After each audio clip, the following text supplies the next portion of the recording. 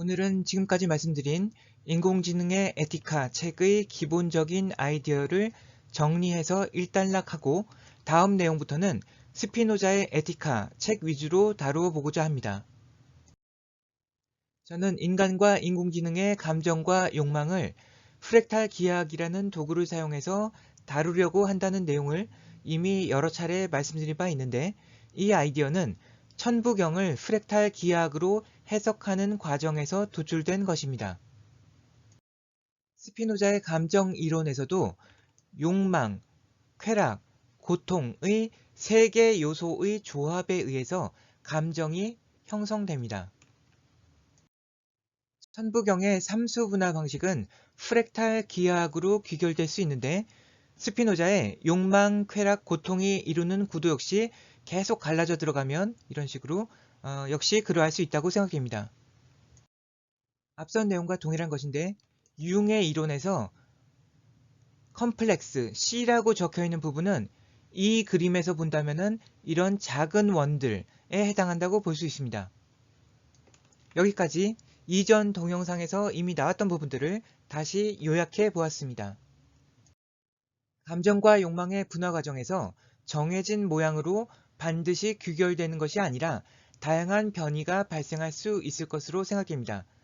이 그림에서는 아폴로니안 게스킷에서 시어핀스키 삼각형이 도출되는데, 이것은 가장 전형적인 예라 할 수 있을 것이며, 실제로는 매우 다양한 방식으로 변형된 형태가 나타날 수 있을 것입니다.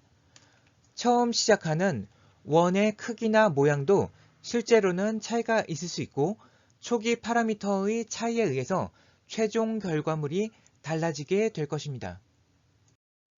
현실적인 예를 하나 들어보자면, 욕망에 해당하는 위치에서는 이렇게 분화하고, 쾌락에 해당하는 위치에서는 이렇게 전형적인 방식으로 분화하고, 고통에 해당하는 위치에서는 이런 형태로 분화하는 것도 가능할 것입니다. 만약 이렇게 분화하게 된다면 최종적으로 시어핀스키 삼각형이 도출되는 것은 불가능해질 것입니다. 저는 초당본 신고도에 나오는 이런 그림들 역시 이러한 분화 원리를 나타내고 있다고 생각합니다. 여기서는 욕망, 쾌락, 고통의 각각 위치에서 전형적인 삼수 분화의 형태를 보여주고 있는데, 저는 이 형태, 이 모델을 인공지능의 감정과 욕망의 모델로 삼는 것이 바람직할 것이라 생각합니다. 어차피 인공지능에 무엇을 넣을지는 인간이 결정하는 것인데, 가장 계산이 용이한 걸 넣어야지 일부러 복잡하고 어려운 걸 넣을 이유가 없지 않겠습니까? 여기에는 식욕과 성욕이 들어있는데, 사실 인공지능이나 로봇에게는 식욕과 성욕이 무의미할 수도 있기 때문에 다른 욕망으로 대체할 수 있을 것입니다. 여기서 쾌락과 고통의 삼수 분화에는 초, 중, 말, 초, 중, 말의 디자인이 적용되었는데, 이것은 12지지의 디자인이기도 하며 쾌락과 고통의 스테이트를 필요에 따라 왔다 갔다 할 수 있게 해줍니다. 식욕, 성욕, 항상성 유지 욕구를 모두 합한 면적은 일반적인 욕구의 크기를 나타낼 것이고, 쾌락의 3개 스테이트를 합한 면적은 쾌락의 마서 볼륨, 고통의 3개 스테이트를 합한 면적은 고통의 마서 볼륨을 나타낸다고 볼 수 있습니다.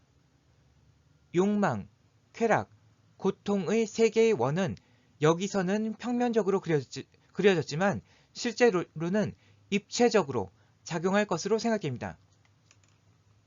예를 들어서 식욕에 한정되어서 본다면 이 부분이 이제 식욕이라고 보고,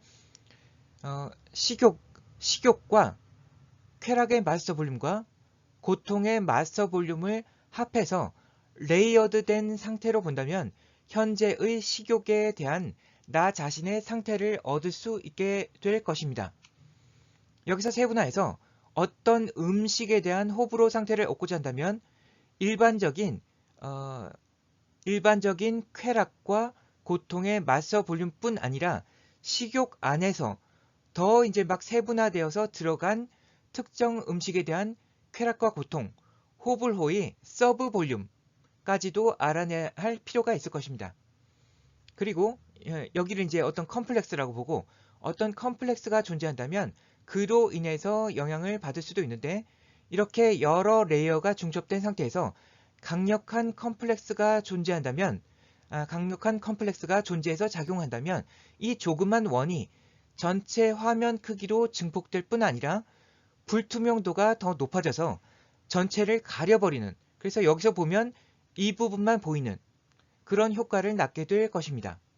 식욕의 경우라면 종교적인 이유로 어떤 음식을 안 먹는 상황 같은 것에 해당될 수 있을 것이며 보다 일반적인 상황에서는 편견이나 선입견 같은 것이 간섭을 일으키는 경우라고 볼 수 있을 것입니다.